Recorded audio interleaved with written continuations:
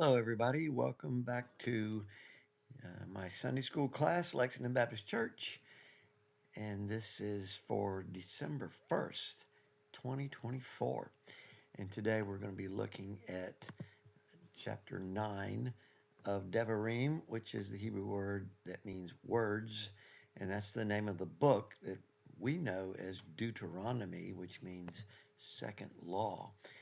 Again, this is Moses giving a speech, so to speak, to the children of Israel just prior to his death and the children of Israel going on without him into the promised land. So let's pick it up at chapter 9. Okay, it starts out, Hear, O Israel. Well, that first word is Shema. We learned about that a couple weeks ago, and it means listen up and obey. Listen attentively. Shema Yisrael.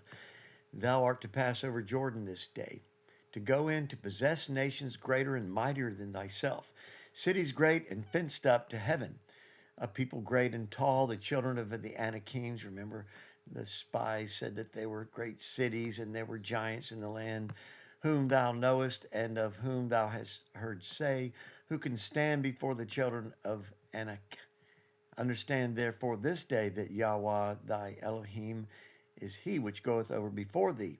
As a consuming fire he shall destroy them, and he shall bring them down before thy face. So shalt thou drive them out, and destroy them quickly, as Yahweh hath said unto thee. See, this is where they were 40 years ago when the spies went in to decide how they were going to take the land, not if they were going to take the land, but they came back and said, oh, they're giants in the land, we're like grasshoppers, and they disobeyed and went out into the wilderness for 40 years. So Moses is telling the people, do not fear. The Lord your God, Yahweh thine Elohim, is going to drive them out. Be strong, be courageous, fear not. Speak not thou in thine heart after that Yahweh thy Elohim has cast them out from before thee, saying, for my righteousness Yahweh hath brought me in to possess this land. But for the wickedness of these nations Yahweh doth drive them out from before thee. Now he tells the children of Israel to don't think that it's for their own righteousness that they're going to achieve this great thing of going in and taking this land. And Moses had said this before. It's Yah who works according to his purposes and for his own sake. He does not act as an agent who will respond to our righteousness. He may choose to bless us by his grace and mercy, but not ever because we have earned anything or that we deserve anything because of the greatness of who we are. And he really wants to reiterate this to the children of Israel, lest they get haughty and proud. He repeats it in the next verse. Not for thy righteousness or for the uprightness of thine heart dost thou go and possess the land, but for the wickedness of these nations Yahweh thine Elohim doth drive them out from before thee, and that he may perform the word of Yahweh swear unto thy fathers Abraham, Isaac, and Jacob. Guess what? The next verse he repeats it a third time. Do you think it's important? Understand therefore that Yahweh thy Elohim giveth thee not this good land to possess it for thy righteousness. So why do you think he repeats this 3 times to these people? The next verse says, well, the continuation, verse 6 says, for thou art a stiff-necked people. Moses knew the stubborn nature, the human nature of sinful people to be lack of trust in the Father, to be stubborn, to be stiff-necked, to be difficult to lead. That's what Moses had experienced with them all these 40 years. But Moses proceeds to give the people a history lesson. Remember and forget not how thou provokest Yahweh thine Elohim to wrath in the wilderness. From the day that thou didst depart out of the land of Egypt until you came into this place, you've been rebellious against Yahweh. Also in Horeb, that's Mount Sinai, he provoked Yahweh to wrath. How did they do that? So that Yahweh was angry with you to have destroyed you. And he tells them, when he was gone up into the mount to receive the tables of stone, even the tables of the covenant which Yahweh made with you, then I abode in the mount 40 days and 40 nights. I neither did eat bread nor drink water. And Yahweh delivered unto me 2 tables of stone written with the finger of Yah.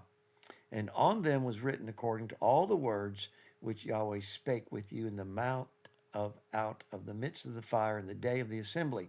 And it came to pass at the end of 40 days and 40 nights that Yahweh gave me the 2 tables of stone, even the tables of the covenant.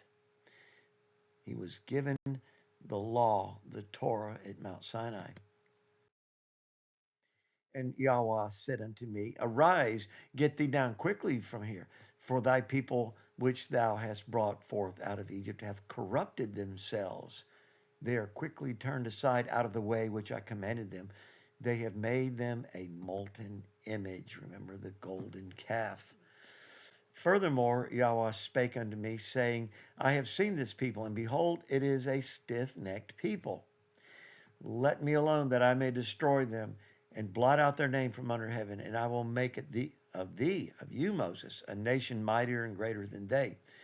So I turned and came down from the mount, and the mount burned with fire, and the 2 tables of the covenant they were on my 2 hands.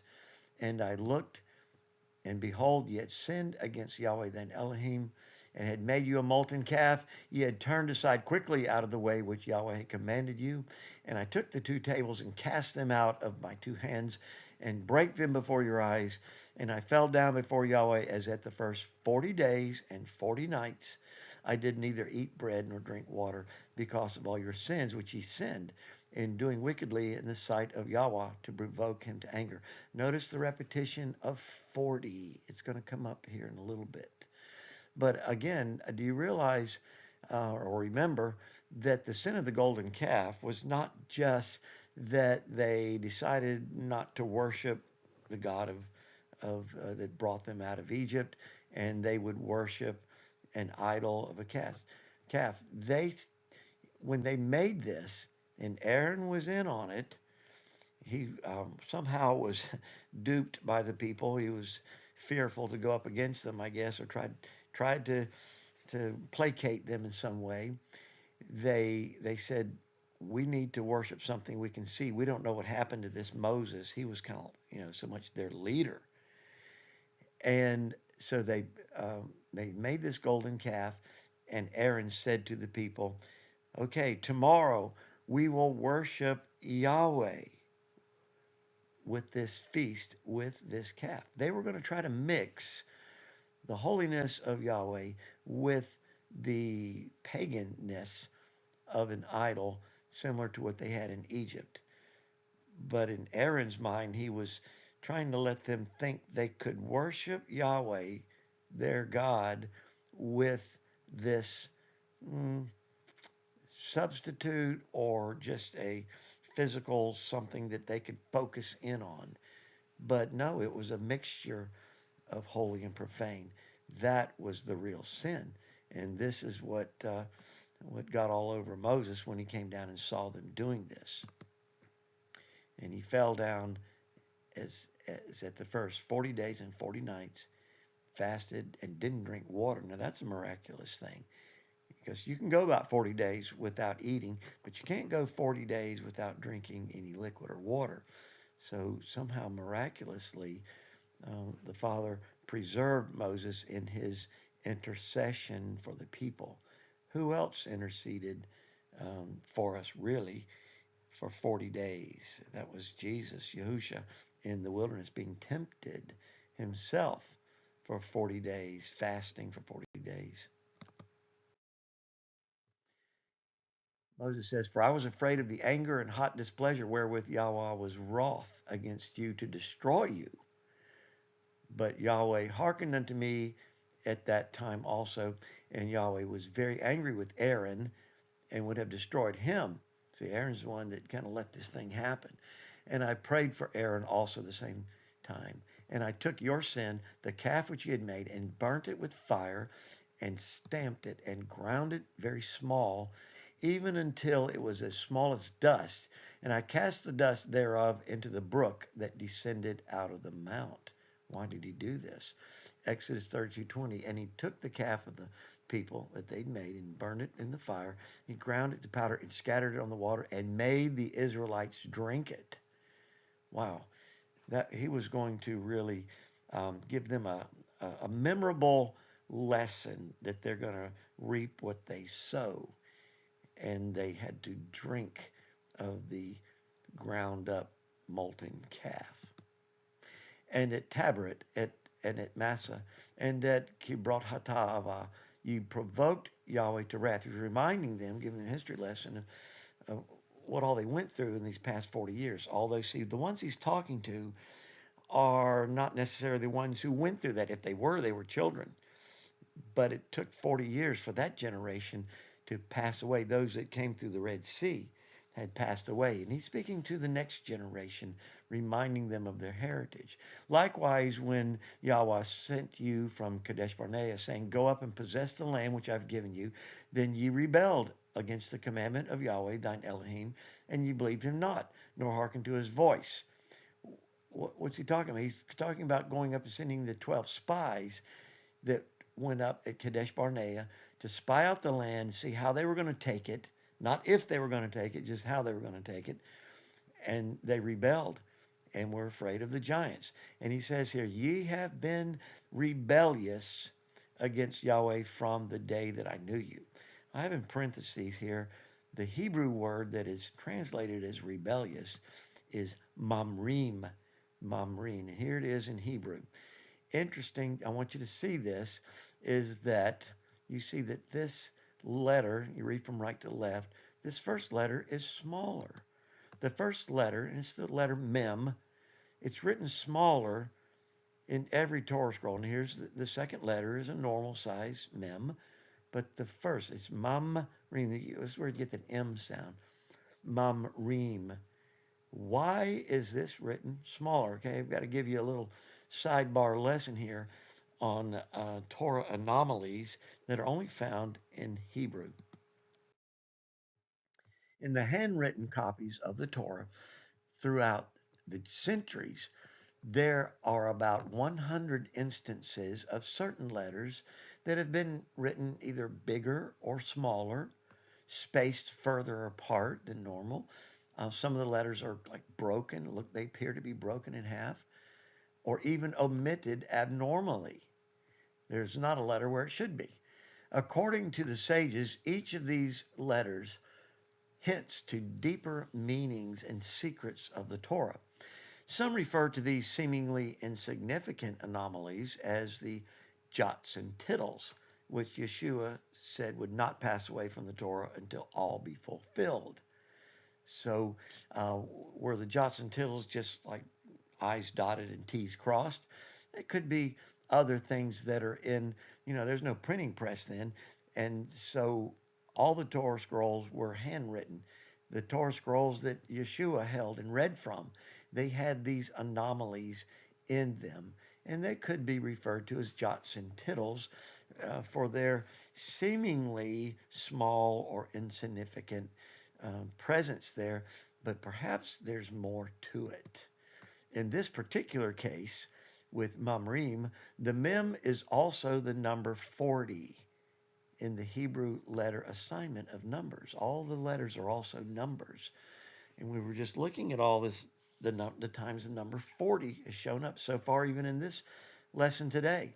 So one can ponder and postulate is there hidden meaning that the Father may have included in his holy word with this mysterious anomaly. And all of the jots and tittles where there are letters that are bigger or smaller or broken or left out. 40 is the number for testing, such as it rained 40 days and 40 nights. Moses fasted, prayed 40 days, 40 nights. We just read that several times.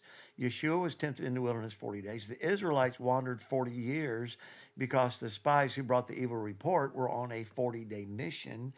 And the Bible says that they were basically sentenced to spend 1 year in the wilderness for every one day that the spies went out and brought back an evil report. So in the word mamrim, which means rebellious, the small mem could perhaps draw attention to the 40 years of testing in the wilderness, which was brought on because of the hearts of the children of Israel and their unwillingness to trust Yahweh because of the giants in the land. And it could also um, be written this way because Moses has said several times on behalf of the people, he fasted and prayed 40 days. And a matter of fact, that's what's in the next verse. Thus I fell down before Yahweh 40 days and 40 nights, as I fell down at the first, because Yahweh had said he would destroy you. I prayed therefore unto Yahweh and said, see, Moses is like he's a Christ like figure because he's the intercessor. At this point, he is as the savior, the go-between between the men, the people, the Israelites, and Yahweh. He said, I prayed therefore unto Yahweh and said, O Yahweh, destroy not thy people and thine inheritance, which thou hast redeemed through thy greatness, which thou hast brought forth out of Egypt with a mighty hand. Jesus said something similar. We said, forgive them. They don't know what they're doing. He was interceding even as he was being crucified. Remember thy servants, Abraham, Isaac, and Jacob. Look not unto the stubbornness, the stiff-neckedness of this people, nor to their wickedness, nor to their sin, lest the land whence thou broughtest out say, because their reputation will be damaged, because Yahweh was not able to bring them into the land which he promised them, and because he hated them, he hath brought them out to slay them in the wilderness. Moses was concerned. This is what the Gentiles, the nations, the people would be saying about the people of Yahweh, the one true God. Yet they are thy people and thine inheritance, which thou hast brought us out by the mighty power and by thy stretched out arm. Now, did God really need Moses to remind him of all this? Of course not. But it's so fascinating to see how the Father works in us. He knows what we're going to do. He knows before we do it. But he allows us to work through um, the circumstances of this world, this life, including the circumstances of our sin, to see whether we will seek him or not. We do have a free will. We were given a free will, and he tests us, just like he's tested the children of Israel. And uh, by reading this and understanding this, we see that Moses is basically passing the test because he gets it. He understands why they had to spend 40 years in the wilderness. Because lest the land whence thou broughtest out say, because your God was unable to do this. So he's saying, Father, may your reputation is more important than mine or even living. So Moses was a mediator in this story, pleading for Yah's mercy and interceding for the people to be saved. He was a type of Christ. Whose reputation was Moses concerned about? His own reputation? The even was he concerned about the people's reputation? No, he's really concerned about the Father's, Yahweh's, Jehovah's reputation amongst the nations. So I want to leave you. This was a very short lesson today. I want to leave you with this song. It's written by Taylor Strickland, sung and written, recorded here in Columbia. Taylor Strickland is a young lady who is a uh, is a Christian and a songwriter, a singer, very gifted. She is, I believe, she is just got married or is about to get married. But this song she wrote several years ago, and I put her song to a video for us to be able to worship visually and audibly through this song. It's called All of the Glory. She recorded it over at a studio where the Called Quartet also recorded. Um, I can't remember the name of it right now. Uh, the other voices you hear in the guitar work, and it's just a wonderful recording. It's by the young man that runs that recording studio, and I believe he's still a member at Shandon Baptist Church. But this is all of the glory, and let's be careful to give the Father all of the glory.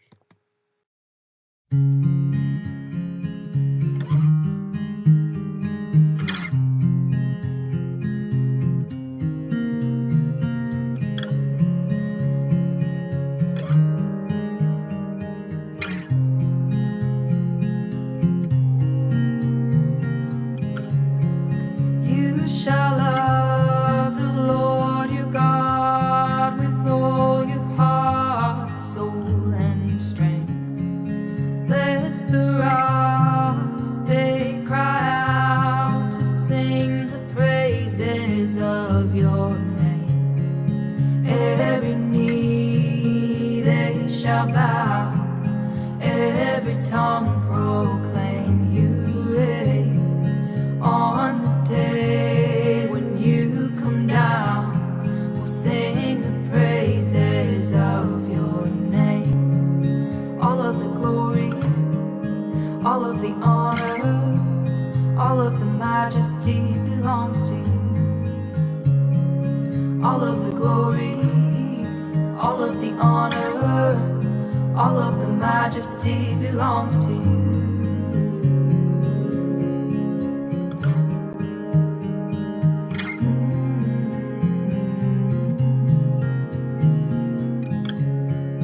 You shall love the Lord your God with all your heart, soul, and strength. Lest the rocks they cry out to sing the praises of your name. Every knee they shall bow, every tongue proclaim you reign. On the day when you come down, we'll sing the praises of your name. All of the glory, all of the honor, all of the majesty belongs to you. All of the glory and all of the honor, all of the majesty belongs to you. So I won't let the rocks cry out for me.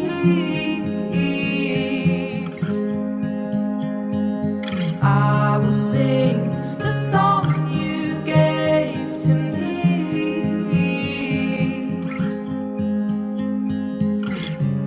Release the sound, the earth's crying out, holy is He. But I won't let the rocks cry out for me.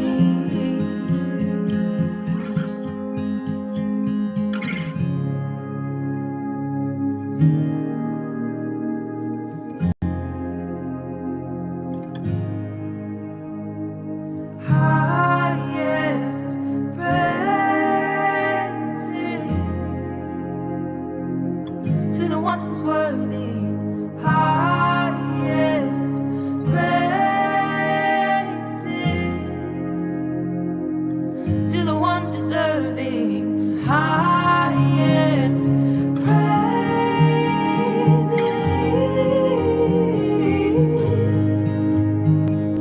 Highest praises.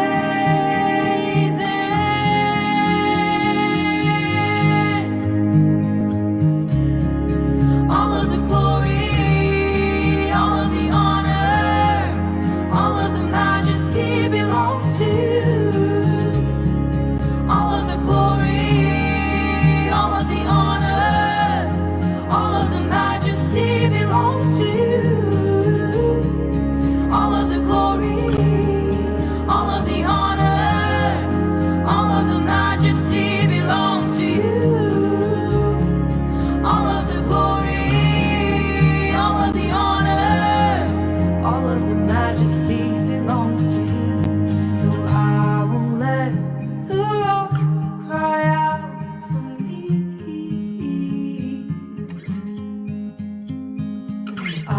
will sing the song you gave to me.